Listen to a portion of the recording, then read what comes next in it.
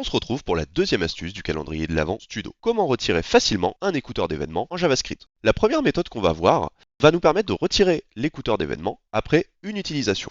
Pour ça, on déclare notre événement avec la méthode addEventListener, auquel on ajoute simplement une option once à vrai.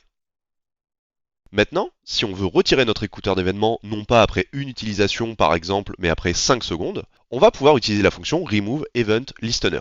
Mais on va voir que cette méthode n'est pas forcément la plus pratique, parce que on est obligé de repasser à removeEventListener la même fonction qu'on a passée à l'addEventListener.